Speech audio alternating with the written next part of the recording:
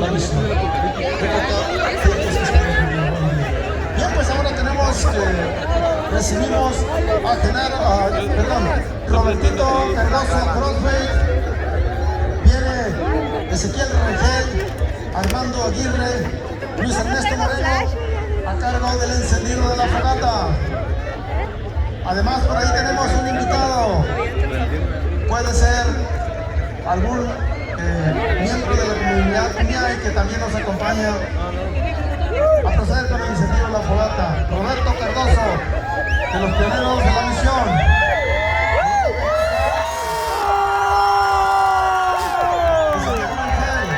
Representando el ejido de la misión. Luis Ernesto Moreno, también representando a los vaqueros de la misión. Y tenemos también la presencia de Armando Aguirre, que nos está acompañando ahí, procediendo con el encendido de la fogata monumental, festejando la edición número 40 de fiesta en San Miguel Arcángel de la Frontera.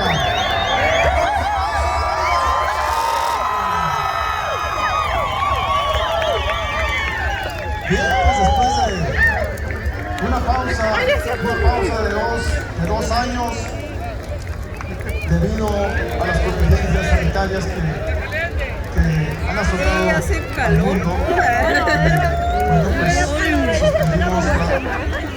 suspendimos la actividad de esta fiesta por precauciones obvias, pero pues afortunadamente hoy día tenemos la oportunidad de festejar de nuevo nuestras tradiciones. Así es que sean todos ustedes bienvenidos. Parece de niño. Hoy sí quema, profe.